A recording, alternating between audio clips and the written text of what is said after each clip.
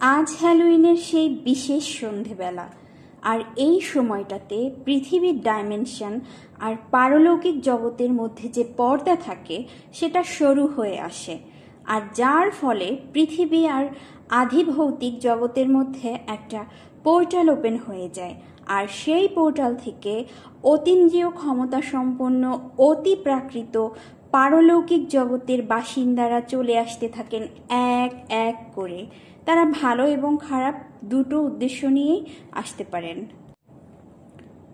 So, hello beautiful soul, welcome to my channel Universal Mystery. I am Mishti and আজকে কথা বলবো পৃথিবীর অপর প্রান্তের মানুষের কিছু আজগুবি কার্যকলাপ নিয়ে। চাঁদের রূপালী আলোয় পৃথিবী আজ যেন অন্য এক জগতে রূপ নিয়েছে। Where the spirit dances with the living and the living remembers their true spirit. হ্যাঁ, আজকে 31শে অক্টোবর, হ্যালোইনের সন্ধেবেলা। একটু পর রাত্রি শুরু হবে, এখন সন্ধেবেলা। বলা হয়ে থাকে হ্যালোইনের সন্ধে থেকে একদম শেষ রাত অবধি স্পিরিট ওয়ার্ল্ড আর পৃথিবীর মধ্যকার যে একটা ভেইন বা একটা পর্দা থাকে, সেটা এই 31শে অক্টোবর মানে সন্ধ্যা থেকে ভোর রাতের মধ্যে পাতলা হয়ে আসে, যার কারণে স্পিরিট ওয়ার্ল্ডের সমস্ত স্পিরিটরা খুব সহজেই চলে আসতে পারে আমাদের পৃথিবীতে। কেল্টিক জাতিরা বিশ্বাস করত এই রাতে যদি ভূতদের মতো করে সেজে থাকা যায়, চারপাশের পরিবেশ ভৌতিক করে রাখা যায়, তবে অন্য জগৎ থেকে চলে আসা আত্মারা তাদের কোনো ক্ষতি করতে পারে না। এছাড়াও কেল্টিকদের কাছে 31শে অক্টোবর হচ্ছে বছরের শেষ রাত, আর 1 নভেম্বর হলো বছরের মানে নতুন বছর শুরুর প্রথম দিন। আমাদের যেমন নতুন বছর শুরু হয় 1 জানুয়ারি, তেমনি কেল্টিকদের নববর্ষ শুরু হয় 1 নভেম্বর। তো সেই হিসেবে বছরের শেষ দিনটিতে তাদের মৃত পূর্বপুরুষরা জীবিতদের সাথে দেখা সাক্ষাৎ করতে চলে আসে পৃথিবীতে, যার জন্য সন্ধ্যা থেকেই তাদের উৎসব শুরু হয়ে চলতে থাকে সারা রাত্রব্যাপী, এমনকি তার পরদিন ব্যাপীও চলতে থাকে কোথাও কোথাও। আমাদের কাছে এই ধরনের সাজসজ্জা ভৌতিক মনে হলেও, আজগুবি পাগলাটে মনে হলেও, কেল্টিকদের কাছে এটা খুবই পবিত্র একটা সন্ধ্যা। হ্যালোইন মানে হচ্ছে হ্যালোস ইভিনিং। এই হ্যালোস ইভিনিং থেকে এই হ্যালোইন শব্দটি এসেছে, যার মানে হলো পবিত্র সন্ধ্যা। অল হ্যালোস ইভ মানে সব পবিত্র আত্মাদের সন্ধ্যা। এছাড়াও 1 যে নভেম্বর, একে বলা হয় অল সেন্টস ডে। হ্যাঁ, অল সেন্টস ডে, সাধু বা গুরুদের দিন। যারা সন্ন্যাসী, সাধু, গুরু টাইপের লোকজন আছে, এই বিশেষ দিনটা তাদের জন্য উৎসর্গ করা হয়। দেখা যায় এই দিন মানে 1 নভেম্বরের দিন গির্জায় গির্জায় মোমবাতি জ্বালানো হয়। তাদের আরও অনেক রিচুয়ালস থাকে, সেগুলো পালন করা হয়। বিশেষ করে এই দিনটাকে উদযাপন করে তাদের সাধু বা গুরুরা। কেল্টিকদের মতে death was never an end, it was A doorway to another cycle of life. দেখুন, ভূত প্রেত সব জায়গায় ছিল। ইউরোপে যাকে ভ্যাম্পায়ার, ডেমন, ঘোস্ট, ড্রাকুলা বলে, বাংলায় সেটাকে বলে পেতনি, শাকচুন্নি, ডাইনি, জঙ্গলি ভূত, মেছো ভূত, কেছো ভূত, বিভিন্ন রকম নামে। আমাদের কালচারের সাথে সামঞ্জস্য করে আমাদের দেশীয় শাকচুন্নি, পেতনি, মেছো ভূত, গেছো ভূত, তারা যে গেট আপটার যে এরকম dress up, makeup, get up করে থাকে, সে তুলনায় ভ্যাম্পায়াররা তাদের মানে ওইখানকার লোকদের মতো সব রাজকীয় হ্যাঁ ড্রেস আপ গেট আপ করে থাকে। মানে এই দুটা তাদের কালচারের সাথে সামঞ্জস্য রেখে তাদের ভ্যাম্পায়াররা সাজে, আর আমার মানে কল্পনা করে তারা জাস্ট ভ্যাম্পায়ারদেরকে ইয়া করে নেয়, আর আমরা আমাদের পেতনিদেরকে সেই রকম আমাদের মনের মধ্যে কল্পনা করে নিয়েছি।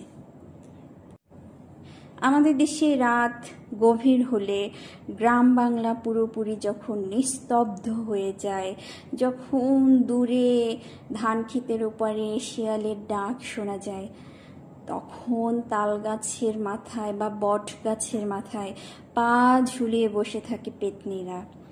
অথবা দুপুরবেলা গা ছমছমে পরিবেশে চারিদিকে যখন শুনশান নীরবতা, বাঁশঝাড়ের মাথায় কিংবা তেঁতুল গাছের ডালে উকি দেয় বা পা ঝুলিয়ে বসে থাকে ডাইনি বুড়ি। হ্যাঁ, সবুজ তার গায়ের রং, চোখ দুটো টমেটোর মতো লাল, পা উল্টো করে বসে থাকে সে। কেউ একা ওই জঙ্গলের রাস্তা অতিক্রম করলেই তার ঘাড় মটকে দেয়। এরকম প্রচুর গল্প কাহিনী আমাদের বাংলা সাহিত্যগুলোতে আমরা পেয়ে থাকি। এ নিয়ে আমরা অনেক ঠাকুমা ঝুলি, অনেক বই টই পড়ে থাকি। তো সেদিক থেকে আমরা আমাদের কালচার, আমাদের গ্রাম বাংলার ঐতিহ্য, এই সমস্ত কিছুর সাথে মিল করে আমরা আমাদের ভূতগুলোকে সাজিয়ে নিয়েছি। আর ইউরোপিয়ানরা বা পাশ্চাত্য সংস্কৃতির লোকজন তাদের কালচারের সাথে মিল করে তাদের সাথে যেটা যায় আর কি, সেরকম dress up get up TET up দিয়ে তাদের ড্রাকুলা বা ঘোস্ট বা ডেমন ভ্যাম্পায়ারদেরকে সাজিয়ে রেখেছে। তাদের সাহিত্যে ভ্যাম্পায়াররা এরকমই এসেছে। যেমন আমাদের দেশে শাকচুন্নি হলো অকাল মৃত বধূর আত্মা, যে মারা গিয়েছে সিঁথিতে সিঁদুর হাতে শাখা পলা পরে, গভীর রাত্রে যে তার ভালোবাসার মানুষকে মানে মানুষের কাছে আসে ভালোবাসার মানুষটিকে ভয় দেখানোর উদ্দেশ্যে বা প্রতিশোধ নিতে। কোনো এক বাড়ির বউ সে হচ্ছে মরার পরে ভূত হয়ে ওই বাড়ির উপর প্রতিশোধ, মানে ওই বাড়িতে যে এখন যে জীবিত লোক আছে তাদের উপরে প্রতিশোধ নেওয়ার জন্য সে আসতেছে। বাড়ির পিছন থেকে নাকি সুরে ডাকতেছে, দেখা যাচ্ছে তার চুলগুলো উঠতেছে বাতাসে, পায়ে তার নূপুর, সে কখনো নৃত্য করতেছে, কখনো মানে ঘরে ঢুকে বিভিন্ন মানুষকে ভয় দেখাচ্ছে, এই আর কি। আর এদিকে ইউরোপের ভূতটা হলো ভ্যাম্পায়ার টাইপের। তারা খুবই হ্যান্ডসাম, সুন্দর, সুপুরুষ, সুদর্শন, মনোমুগ্ধকর। আবার তারা হচ্ছে অমর, তাদের কোনো মৃত্যু নেই। তারা এক একজনের বয়স হচ্ছে 200 বছর, 500, 700, 1000 বছর, হ্যাঁ এরকম।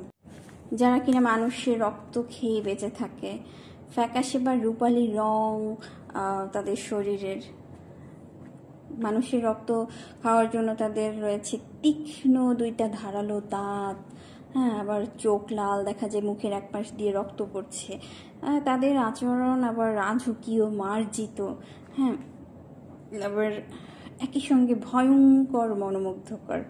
এই যে টয়লেট মুভিতে এডওয়ার্ড আর তার পরিবারের লোকজনকে এই যে ভ্যাম্পায়ার, মানে এই টয়লেট মুভিটা হচ্ছে ভ্যাম্পায়ারের উপরে একটা মুভি, এটা দেখা যেতে পারে। তো এখন আসি মূল কথায়। এত কিছু বলার উদ্দেশ্য হলো, মানে আমার যেটা বলার উদ্দেশ্য সেটা হলো হ্যালোইন হিসেবে আমরা যে উৎসব পালন করে থাকি সেটা কোনো উৎসবে নয়। মূলত উৎসবের প্রাককালে ভয়ঙ্কর এক কালো রাত, যে রাতে এই ভূত বলেন, পেতনি বলেন, ভ্যাম্পায়ার বলেন, অর্থাৎ মৃত সব আত্মারা ফেরত চলে আসে পৃথিবীতে। তো এখন আসি এইসব অন্য জগতের আত্মারা আমাদের উপর কেমন প্রভাব ফেলতে পারে বা কিভাবে প্রভাব ফেলে আর কি।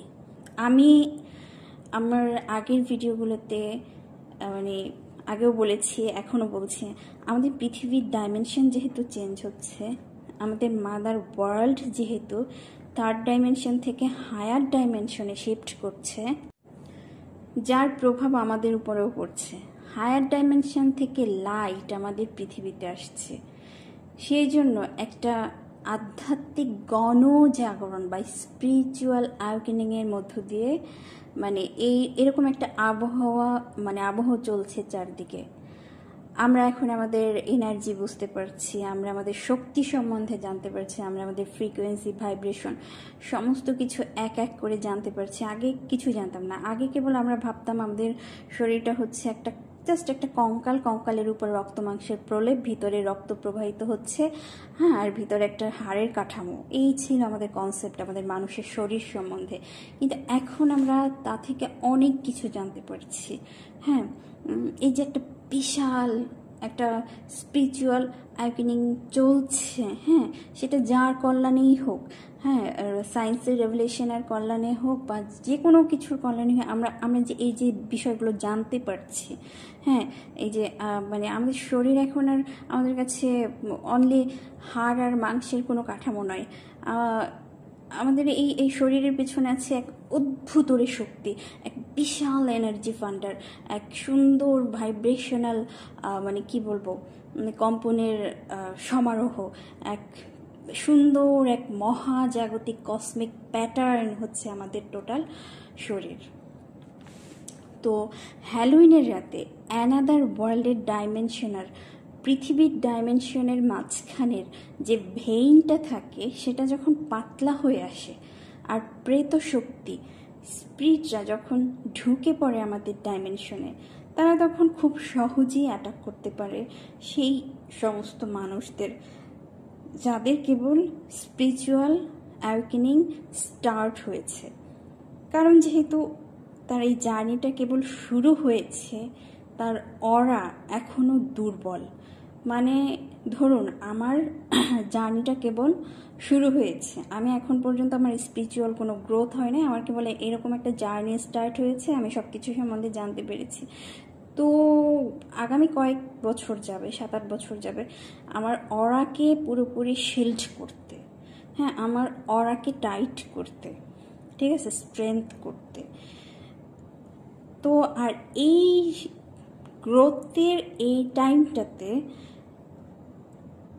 আমার উপর এন্টিটির অ্যাটাক, সাইকিক অ্যাটাক হওয়ার সম্ভাবনা প্রচুর প্রচুর পরিমাণে বেশি। আর হ্যালোইনের রাত্রে এর সম্ভাবনা প্রবলভাবে বেড়ে যায়। অন্য সময় 1% হলেও 31শে অক্টোবর বা হ্যালোইনের রাত্রে এন্টিটিস আক্রমণের সংখ্যা 99% বেড়ে যায়। সো এই রাতটা স্পিরিচুয়ালি অ্যাওয়েকেনিং লোকদের কাছে কতটা গুরুত্বপূর্ণ, কতটা প্রোটেকশনের মধ্য দিয়ে তাদেরকে যেতে হয় তা মানে বলাই বাহুল্য। এই রাতে অতৃপ্ত যেসব আত্মারা আছে তারা আর পৃথিবীতে একবার আসে, তারা এই পৃথিবীর ছেড়ে চলে যেতে চায় না, মানুষই তো চলে যেতে চায় না। আর আত্মারা তো ওই জগতে গিয়ে কি করবে? তারা যখন একবার ঢোকার সুযোগ পেয়েছে তারা আবার কেন চলে যেতে চাইবে? হ্যাঁ, তারা এই পৃথিবীতে থেকে যেতে চায়, পৃথিবীতে তার জীবিত আত্মীয়দের পাশে ঘোরাঘুরি করতে চায়। এখন বিষয়টা হলো এই পৃথিবীতে বেঁচে থাকতে হলে তাদের তো একটা এনার্জি দরকার। এখন সেই এনার্জি তারা কোথায় পাবে? এর জন্য তাদের একটা মিডিয়াম দরকার হয়। স্পিরিচুয়ালি অ্যাওয়েকেন্ড লোকজন এর জন্য ভালো মিডিয়াম হতে পারে। অতৃপ্ত আত্মারা এই ধরনের শরীর খোঁজে যাতে তারা দীর্ঘদিন পৃথিবীতে সারভাইভ করতে পারে। আর ওইসব আত্মাদের খাবার হচ্ছে নেগেটিভ এনার্জি। ওই ব্যক্তি যত বেশি নেগেটিভ এনার্জি প্রডিউস করবে তত বেশি খাদ্যভাবে তার মানে তার কাঁধে ভর করা মানে খাদ্য পাবে তার কাঁধে ভর করা আত্মাটি। দেখা যায় এই সময় প্রচুর পরিমাণে সাইকিক অ্যাটাক হতে পারে, কারণ যত বেশি অ্যাটাক হবে তত বেশি নেগেটিভিটি উৎপন্ন হবে ওই ব্যক্তির শরীরে। যেহেতু এখন ম্যাস লেভেলে অ্যাওয়েকেনিং হচ্ছে, অনেকে এই মুহূর্তে সাইকিক অ্যাটাক বেশি ফেস করছে। তাই এই বিশেষ বিশেষ রাতগুলো যেমন হ্যালোইনের রাত, অমাবস্যার রাতে সবাইকে আমি সতর্ক থাকার জন্য পরামর্শ দিচ্ছি। কোনো মানুষের যখন স্পিরিচুয়াল গ্রোথ হয়ে যাবে তখন এন্টিটি খুব একটা তাকে আক্রমণ করবে না বা ডিস্টার্ব করবে না, তখন সে ভয় পাবে, তার কারণ তখন তার অরা শিল্ড হয়ে থাকবে। যখনই আপনার অরা দুর্বল থাকবে তখনই চারপাশ থেকে এন্টিটি অ্যাটাক করা শুরু করবে। এখন আসি এসব এন্টিটিরা কাদের কি বেশি চুজ করে অ্যাটাক করার জন্য। প্রথম হলো যে ব্যক্তির ভয় বেশি, এন্টিটি সবচেয়ে বেশি অ্যাটাক করে সেই ব্যক্তিকে যার মধ্যে ভয়ের পরিমাণ বেশি থাকে। ভীত ব্যক্তিকে তারা পছন্দ করে, ভীত ব্যক্তির অরার সাথে এরা খুব সহজে অ্যাটাচ হয়ে যেতে পারে। ভয় হচ্ছে সবচেয়ে নিম্ন কম্পাঙ্কের অনুভূতি। যখন কেউ ভয় পায় তার অরা সংকুচিত হয়ে যায়, তার চারপাশে এনার্জি ডেন্স হয়ে পড়ে, আর যার কারণে খুব সহজেই নেগেটিভ এন্টিটি বা লোয়ার অ্যাস্ট্রাল বিংসরা সহজেই হতে পারে। কারণ ভয় তাদের খাবারের মতোই। হ্যাঁ, তারা ভয়, যন্ত্রণা, কষ্ট থেকে এনার্জি ফিড করে। এরপর আসি রাগ। রাগে মানুষের এনার্জি ফিল্ড অস্থির হয়ে পড়ে, দেখবেন ট্যাপ ট্যাপ ট্যাপ ট্যাপ করে অস্থির ভাইব্রেশন হয়ে পড়তেছে কোনো কিছু থেকে। এটাকে যদি কোনো কিছুতে দেখার সুযোগ হতো, দেখতেন মানুষের অরাটা এরকম বারবার মানে ফ্রিকোয়েন্টলি কাঁপতেছে। রাগের সময় আমি বলতেছি আর আমি হাত নাড়াচ্ছি, আমার মনে হচ্ছে আমি সবাইকে বুঝাচ্ছি। আচ্ছা, রাগের সময় অরা থেকে স্পার্কের মতো ক্র্যাক তৈরি হয়, যে এন্টিটিদের গেটওয়ে হয়ে যায়। রাগের ভাইব্রেশন ধীরে ধীরে শ্যাডো এনার্জি টেনে আনে, যা থেকে তৈরি হয় মেন্টাল কেওস। সো বুঝতেই পারতেছেন রাগ কতটা ভয়ঙ্কর। এরপর আসি হিংসা বা জেলাসি। হিংসা এমন এক এনার্জি যা নিজের ভিতরেও বিষ ছড়িয়ে দেয়। যখন কেউ অন্যের প্রতি হিংসা পোষণ করে তখন তার নিজের ফ্রিকোয়েন্সি লো রেলমে নেমে আসে। এই ভাইব্রেশন এন্টিটি ওয়ার্ল্ডের সাথে রেজোনেট করে, তাই সে নিজেই তাদের দিকে টেনে নিয়ে যায় আর কি। এরপর সে ঘৃণা, হতাশা, আত্মদ্বন্দ্ব এগুলো একসাথে অরাকে কখনো কালো ধোয়ার মতো ঢেকে ফেলে। তখন আত্মা তার নিজস্ব আলো হারাতে থাকে, আর এন্টিটি তখন তাকে অ্যাট্রাক্ট করতে থাকে নিজের দিকে। একটা সূত্র মনে রাখবেন, that is negative emotion equal to energetic invitation. বুঝতে পেরেছেন? ওকে, তাই যে ব্যক্তি খুব বেশি রাগ, ঘৃণা, হিংসা, অহংকারে আক্রান্ত, কিংবা তার ভয়, লজ্জা, শঙ্কা সব কিছু এক্সট্রিম লেভেলে আছে, এছাড়া যে কোনো addiction like drug addiction, alcohol addiction, porn addiction, সেক্ষেত্রে তাদের সাথে এন্টিটি অ্যাটাচ হওয়ার চান্স খুব বেশি। কারণ তাদের কাছ থেকে প্রচুর নেগেটিভ এনার্জি পাওয়া যায়, আর সেগুলো ফিট করে অন্যদিকে সাস্টেইন করা যায়। যখন আপনি হায়ার স্টেটে থাকবেন তখন এন্টিটি অ্যাটাচ হবে না। এই সমস্ত এন্টিটিরা লোয়ার এনার্জি ফিট করে। তো আমার পরামর্শ হচ্ছে আজকের রাত্রে সব ধরনের মানুষ, শুধুমাত্র স্পিরিচুয়াল অ্যাওয়েকেনিং হতে চাচ্ছেন বা হয়ে গেছেন এই টাইপের লোকজনদের না, সবাইকে। কারণ দেখা যাবে কারো রাগ বেশি, কারো বিভিন্ন ধরনের অ্যাডিকশন আছে। হ্যাঁ, বিভিন্ন ধরনের অ্যাডিকশন, কেউ অস্থির, কেউ কারোর মধ্যে আবার ঈর্ষা, হিংসা, জেলাসি, হতাশা বেশি, ডিপ্রেশন লেভেলটা অনেক বেশি। তো এই হ্যালোউইনের রাত্রে তাদেরকে একটু হয়ে থাকার পরামর্শ দেওয়া গেল, নয়তো বিপদ হতে পারে। এরপর আরেকটা কি আছে, সেটা হলো সেক্সুয়াল এনার্জি। সেক্সুয়াল এনার্জি হলো স্পিরিচুয়াল এনার্জি, এবং এটা খুবই পাওয়ারফুল এনার্জি। এই এনার্জিকে রং ডিরেকশনে নেওয়া যায় অনেক সময়। যখন কোনো ব্যক্তি অন্য কারোর সাথে সেক্সুয়ালি ইন্টিমেট হয় তখন দুটো ব্যক্তির মধ্যে এনার্জি এক্সচেঞ্জ হয়। একজন ব্যক্তির অরার মধ্যে যদি এন্টিটি অ্যাটাচ থাকে তাহলে খুব সহজেই দ্বিতীয় ব্যক্তির অরার মধ্যে সেই এন্টিটি ট্রান্সফার হয়ে যেতে পারে। সেক্সুয়াল এনার্জি যে কতটা পাওয়ারফুল অধিকাংশ মানুষই সেটা জানে না। একাধিক পার্টনার রাখা, অ্যাডিকশন হিসেবে বারবার পার্টনার চেঞ্জ করা, ব্রোথেলগুলোতে বারবার যাওয়া আসা, এর মাধ্যমে যে কোনো ব্যক্তির অরা লস হতে পারে। ব্যক্তি খুব সহজেই এই এন্টিটির দ্বারা অ্যাটাক হতে পারে। আরেকটা হলো অভিশাপ। হ্যাঁ, আরও একটা কারণে এন্টিটি অ্যাটাচ হওয়ার চান্স খুব বেশি, সেটা হলো অভিশাপ। ধরুন অতীতে কেউ আপনার পরিবারের কাউকে অভিশাপ দিয়েছে আর আপনি সেটাই এই লাইফে বহন করেছেন, অথবা আপনার ফ্যামিলিকে কেউ কাজ করেছে, সেটা আপনার গায়ে এসেও লাগতে পারে। জন্মান্তরের কাজগুলো এভাবেই চলতে থাকে। নেক্সট হতে পারে পূর্বজন্মে আপনি কোনো প্রতিজ্ঞা করেছিলেন, এখন পর্যন্ত সেটা পূরণ হয়নি, যার কারণে আপনি বারবার জন্মলাভ করতেছেন এবং সেই প্রতিজ্ঞা পূরণ করার জন্য আপনি বিভিন্ন ধরনের কর্ম করেই যাচ্ছেন। আর এই কর্মের সাথে অনেক কার্মিক এন্টিটি যোগ হয়। ঠিক আছে, কয়েকটা এন্টিটির বিভিন্ন প্রকারভেদ আছে, যেমন ডিসকর্ডিনেট হলো তারা যারা পৃথিবী ছেড়ে চলে গেছে। কোনো একজন ব্যক্তি যে সাংসারিক ভোগে প্রচণ্ড মত্ত ছিল, হঠাৎ করে তার মৃত্যু হয়েছে, সে বিশ্বাসই করতে পারছে না যে তার মৃত্যু হয়েছে।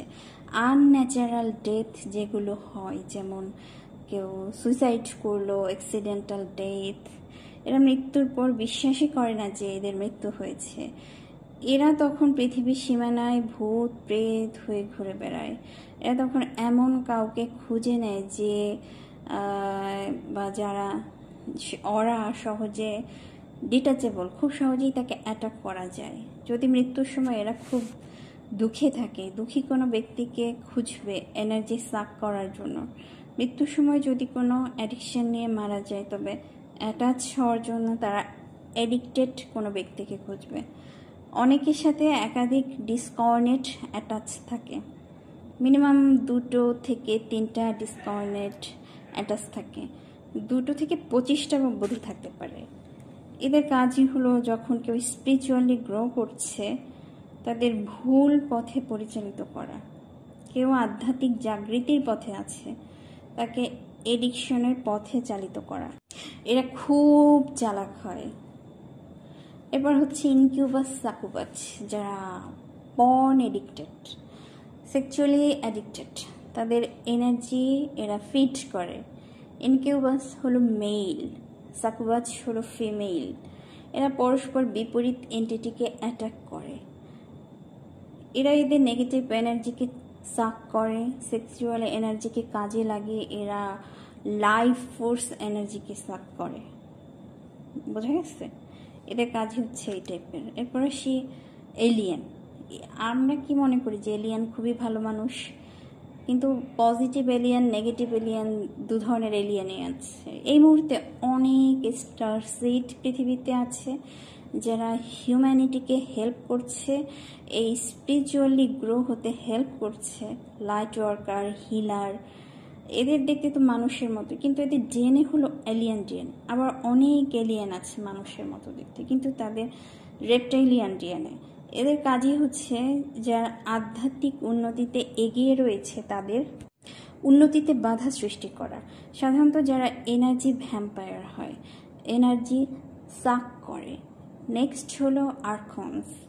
এরা ডেঞ্জারাস টাইপের প্যারাসাইটিক এন্টিটি হয়। এরা লাইট ওয়ার্কার, হিলার হয়। কালো জেলির মতো থকথকে, জোকের মতো এরা অরার সঙ্গে অ্যাটাচ হয়ে যায়। এখন এরা মাইন্ডের উপরে প্রভাব ফেলে, প্রাণ শক্তির উপর এরা প্রভাব ফেলতে পারে। লাইফ ফোর্স এনার্জিকে এরা সাক করে। শুধু আর্কনসে নয়, আমাদের টোটাল বডিতে যেমন ভাইরাস, ব্যাকটেরিয়া, ফাঙ্গাস হয়, তেমনি আমাদের যে সূক্ষ্ম শরীর আছে, বিভিন্ন অদৃশ্য ভাইরাস, ব্যাকটেরিয়া, ফাঙ্গাস, পোকামাকড়দের আক্রমণ হয়, যাদের কাজই হলো আমাদের লাইফ ফোর্স এনার্জিকে সাক করা। আরও এক ধরনের জীব আছে আমাদের 3rd ডাইমেনশনে। অনেক সময় দেখি অনেক তান্ত্রিক আছে যারা ব্ল্যাক ম্যাজিক করে। আরও এক ধরনের জীব আছে যারা আদার ডাইমেনশনাল বিং। তারা যা করে এই ক্যাটাগরিতে, সেটা হচ্ছে ওই তান্ত্রিকদের মতোই। হ্যাঁ, বোঝা গেছে বিষয়টা? মানে ওই তাদের কাজও যা, তান্ত্রিকদের কাজও তা। এনার্জিকে চুরি করার জন্য তারা ব্ল্যাক ম্যাজিক করে। তান্ত্রিকরাও সেম কাজটাই করে। দেখবেন যারা স্পিরিচুয়াল গ্রো করতে চায় তাদের জীবনে নেগেটিভ অ্যাটাক, সাইকিক অ্যাটাক বেশি হয়।